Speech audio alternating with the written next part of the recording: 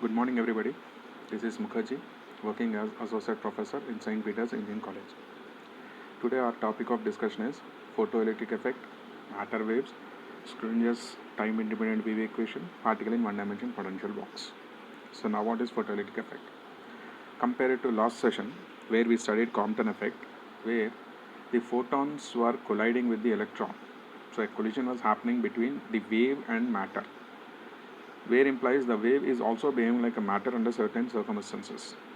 Now this photoelectric effect is a little contra to the Compton effect.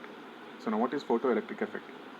When photons of energy is falling on a material, some electrons they absorb energy and they try to transmit the energy. And this transmission of energy in the form of electricity, we call it as photoelectricity. So photons are producing electricity. Now how is this happening? Let us see the diagram here. We have photons coming and falling on the zinc, which is actually negatively charged. And what do you mean by negatively charged? There are more number of electrons. So when these are forming, or when these photons are falling on this negatively charged zinc, what is happening? Few electrons are rooted out from the zinc, and these electrons which are rooted out the zinc, they are transmitting or they are moving in the form of electricity. So this is what the photoelectricity concept is. So now let us see what exactly is happening. When electromagnetic radiation is making the electrons to leave the element on the application or exposure to photons, we call it as photoelectric effect, and these electrons which are rooted out because of these photons, we call it as photoelectrons. Now why is this happening? Now it's just very simple. Actually, the energy is coming and this is falling on the atoms with a huge number of free electrons. Now these huge number of free electrons, they stay there and they absorb energy, but after some period of time, now these electrons they gain sufficient kinetic energy, and this kinetic energy will try to make the electrons to move out of the atomic structure, and therefore they will be moving very comfortably between the atomic or lattices, and that is how exactly the photoelectricity is produced. Now how much energy is actually required, and what is the kinetic energy of the electrons which is produced? We are going to have a small relation here. Basically, what is the energy with which the photons are falling on the metallic surface is given by E equals to hf, where h is the Planck's constant and f is the frequency of the radiation. And then we have different frequencies ranging from radio waves of 10 power 3 to gamma rays 10 power minus 12 in terms of wavelength, or frequencies of the order of 10 power 4 to 10 power 20 to the gamma ray, from low energy to high energy. So now what is happening? The photons are interacting with the electrons. When the photons are interacting with the electrons, then what is happening? Electrons are gaining energy, and this gaining of energy is happening in the form of frequency they are absorbing. So there is always a minimum frequency beyond which the process happens, and we call that as a threshold frequency. And after this threshold frequency, the photoelectric emission happens, and before threshold frequency, the emission is not possible. So now let us take the energy conservation principle. Let us assume that the energy supplied to the electron is hf, energy used by the electron is phi, implies energy absorbed by the electron is phi, out of which some of the electrons are using this energy and they are moving out of the atom with some kinetic energy. So here the energy supplied equals to energy consumed. Energy supplied is given by hf, energy consumed is given by energy absorbed by the electron, and energy by which the electron is traveling thereafter, which is given by hf equals to phi plus ek max, kinetic maximum energy, or hf equals to phi plus ek max. So ek max in the sense only the electrons which have a maximum kinetic energy will leave the surface, and therefore this is exactly given by the classical mechanics, half mv square, where mass is the mass of electron, v is the velocity of the electron. So now these electrons whose energy is less than E max will not move. So the energy should always be equal to or greater than E max. Then the electrons move out of the surface and a little electricity is produced. So now hf equals to hf naught plus phi, or hf equals to hf naught plus half mv square. hf naught is the minimum energy absorbed by the electron. So this is the diagrammatic representation of the photoelectric emissions. Here we have a metal plate. The photons are coming and falling on these things, and we have a little potential energy to support the electrical circuit and the ammeter. When the photons are falling on the metallic plate, what is happening? The electrons are not still emitted, they are still absorbing the energy. when they attain a minimum energy, then some of the electrons, they travel with a maximum kinetic energy, and which is measured in the ammeter. So now we are going to draw a diagram with respect to frequency versus the voltage or stopping voltage. We call it as a stopping voltage. Now let us assume the frequency we are going to start from 0. So we are trying to increase the frequency from 0 to f0. So from 0 to f0, what is happening? There is no increase in the voltage. Implies that when there is no increase in the voltage, then there is no sufficient kinetic energy for the electrons to move. And we call this Vs as the stopping potential. So now EV stop equals to half mv square, or EV stop equals to h into f minus f0, or V stop equals to h by into Vf minus f0. We call it as a stopping potential, and which is a negative gradient. So this stopping potential is the thing which actually, after the stopping potential, what is happening? The frequency increases of the incident photons, thereby the kinetic energy of the photoelectrons will be maximum, so that the stopping them takes a larger value of the stopping potential. So the stopping potential is something which is trying to stop, or which is actually obstructing the free electrons to move. So we need to have a minimum energy to make sure that the electrons are going to move out of the surface of the metal. So now let us draw the diagram or graph between the current as well as the electromagnetic field. So when the electromagnetic field is applied in a negative axis, then what is happening? There is no change in the current, but at some particular point when the electromagnetic field is 0, what is happening? There is a sudden decrease in the current value, so that the voltage will turn around to the most energetic region. We call it as a stopping potential. And now we have two values, one is a high value, one is a low value. So when fewer electrons pop up of the metal, then very little amount of current flows, and therefore this current is always proportional to the light intensity. And when maximum electrons are popped up, then therefore the current is always increasing, and that is always proportional to the light intensity. So now what happens to initial kinetic energy of electrons when frequency of light is falling on it? When it is falling on it, what is happening? This is exactly the total changes depend upon the frequencies that we are going to apply. So now in consolidate, if you are going to put it together, there is a minimum in frequency below which the light cannot make the electrons to move. Beyond that minimum frequency, the electrons will have a sufficient energy, so that they have or they gain a sufficient kinetic energy, and they produce the electricity, photoelectricity. So here what is happening in this, in Compton effect, what is happening? The wave is coming and having a collision with the electron, and therefore a collision is happening. And now here what is happening? The photons are coming and falling on the electrons, and it is producing the electricity. So in combination of these things, now a new term called matter waves is produced. Earlier matter was different and wave is different. Now the matter waves comes into existence, because everything in the universe is a matter wave. Everything in the universe is a matter wave. Whether it is a matter, it is a wave. Depending upon the circumstances, matter behaves like a wave, or waves behaves like a matter. And this is beautifully given by a hypothetical theory of Mr. de Broglie. So de Broglie hypothesis, which is famously known as, which says that the waves and particles are the modes of energy propagation. There are only two modes of propagation. Either it is in the form of a waves, or it is in the form of a particles. So universe is only composed of two things, matter and wave. And therefore he produced that everything the universe has dual nature. So matter has a dual wave particle, wave also have a dual matter nature. So now finally we call it as de Broglie's hypothesis, or a dual particle wave nature, which accordingly is given by lambda equals to h by p, where lambda is the wavelength, h is the Planck's constant, and p is the momentum of the particle. So therefore when the momentum is at the lowest, the wave property will be at the more. When the momentum is at the maximum, the wave property will be at the low. And the total energy is exactly given by equals to h nu. So now we know that the Planck series says that energy is given by h nu, but according to Einstein's theory, E given by mc square. So we just equate them. We get h nu equals to mc square, or hc by lambda equals to mc square, or lambda equals to hc by mc square, or lambda equals to h by mc.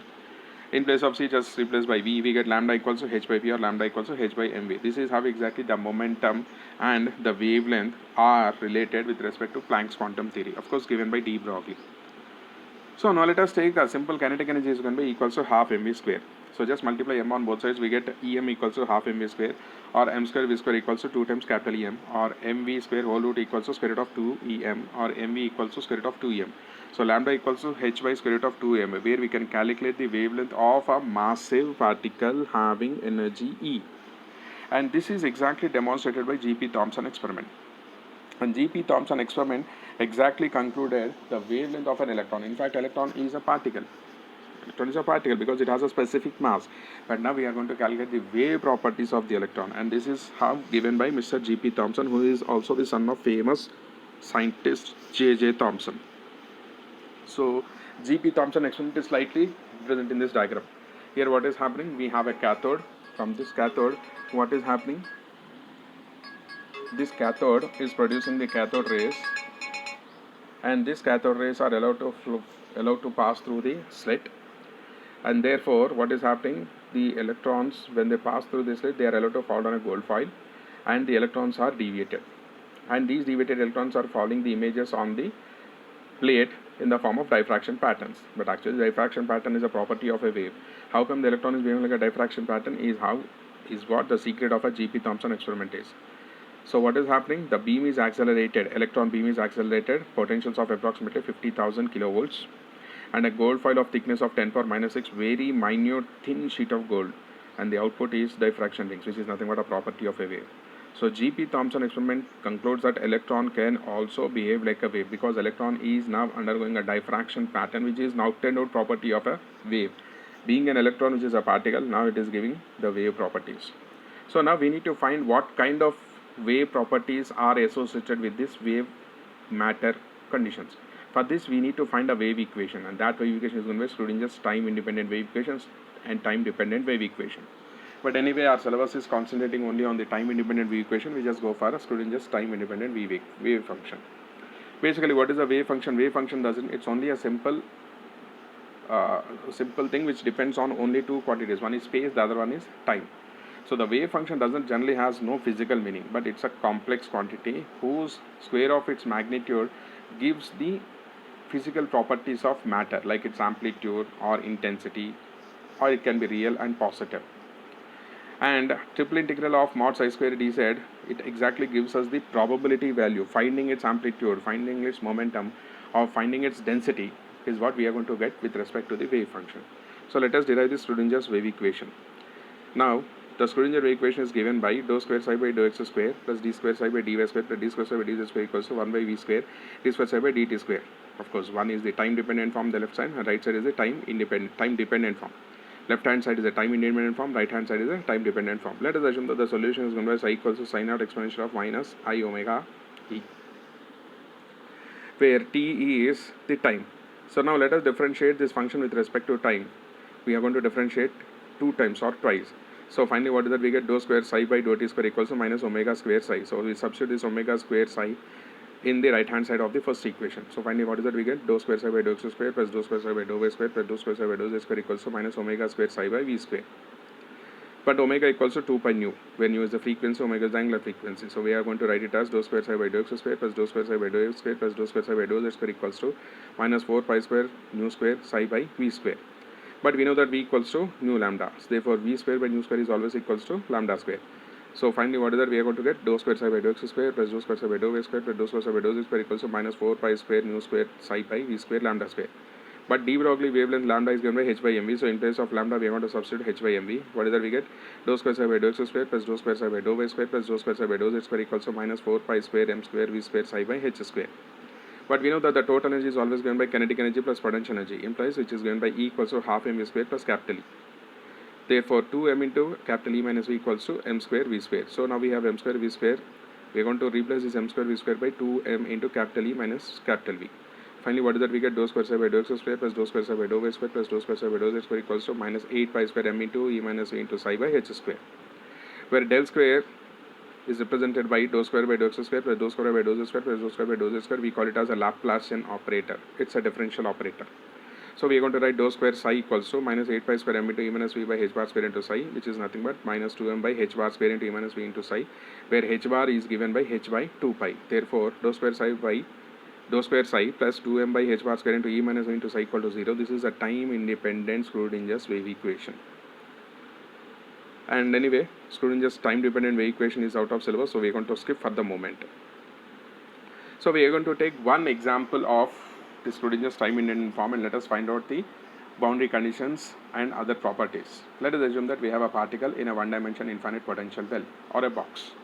where the boundary conditions are defined as the voltage is 0 and voltage at infinity when x is less than a or x is between 0 and a. So now this is what our condition is. We have a closed box of infinite length, and this box is having a length from x equal to 0 to x equals to a. Therefore the equation is given by del square psi plus 2m by h by e minus square into e minus v equal to 0, del square psi plus 2m by h bar square into e minus v into psi equal to 0. Now let us take for one dimension, because we are only considering one dimension. So del square psi is actually written as dou square psi by dou x square or d square psi by dx square plus 8 pi square m by h square into e minus v into psi equal to 0. Or because this v is 0, because of infinite potential well, we are going to take v as 0. We get d square psi by dx square plus 8 pi square m by h square into e psi equal to 0. Let us take 8 pi square m e by h square equal to k square, some constant. We call it as k as wave number. So d square psi by dx square plus k square psi equal to 0, where k square equals to 8 pi square m e by h square. Now we need to find a solution. Because there is a differential equation, we need to find a solution. But we know that the particle is behaving like a wave. And if it is a wave, there are only two types of waves in the universe. One is a sine wave and the other one is a cosine wave. So our solution, we are just assuming that our wave is a sine wave or a cosine wave. So we are just assuming that the solution is given by psi of x equal to a sin kx plus b cos kx. So we need to apply the boundary conditions. First boundary condition is given by x equal to 0, psi of x equal to 0. When you substitute this, what is that we get? X equal to a, psi of x equal to 0, or 0 equals to a sin ka, or sin n pi equals to sin ka, or n pi equals to ka, or k equals to n pi by a. But we know that k square is given by 8 pi square m by h square. Therefore, we are going to equate k equals to n pi by a to k square equals to 8 pi square m by h square. What is that we get? 8 pi square m by h square equals to n square pi square by a square, or en equals to n square h square by 8m square. So the solution by psi n equals to a sin n pi x by a. So we got the amplitude part. So the energy is given by En equals to n square h square by 8m square, or E1 equals to h square by 8m square, E2 equals to 4h square by 8m square, E3 equals to 9h square by 8m square. Now we need to get eigenvalues for the eigenfunction. And already we have taken the probability function whose maximum value is 1. So we are going to take that integral format. And as the box is defined within the limits of 0 to a, so we are going to take integral 0 to a square sin square n pi x by a dx equals to 1. So a square integral 0 to a sin square n pi x by a dx equals to 1, where sin square n pi x is written as 1 minus cos of 2 n pi x by a. So therefore a square by 2 integral of 0 to a dx minus integral 0 to a cos 2 n pi by x by dx equals to 1. We get a square by 2 into a minus 0 equals to 1, or a equals to root of 2 by a, where a is the amplitude. And this is the wave function and its amplitude functions, which are represented by diagrams at E0, E1 and E2 and E3. Therefore, the total wave function is given by psi n equals to square root of 2 by a sin n pi by a into x, where a is the length of the box. And this is exactly, we are going to use the Schrödinger equation to calculate the properties of a particle which is behaving like a matter wave in a one-dimension potential box, with energy is given by En equals to n square pi square by 8m square. So the final wave equation is given by psi n equals to square root of 2 by a sin n pi by ax, and if it's a three-dimensional, we are going to write it as square root of 2 by a sin n pi x by a into x, square root of 2 by a sin n pi y by a into y, square root of 2 by a sin n pi z by a into z, or psi of nx, ny, nz is given by square root of 8 by a cube into sin nx pi x by a, sin ny pi y by a, sin nz pi z by a, where we are going to assume that it's a cube with side a. So that En is given by nx square h square by 8m square plus ny square h square by 8m square plus nz square h square by 8m square. Now we are going to take out common as h square by 8m square. We are going to get h square by 8m square into nx square plus ny square plus nz square. So with this, the first unit is going to be completed here. Thank you very much.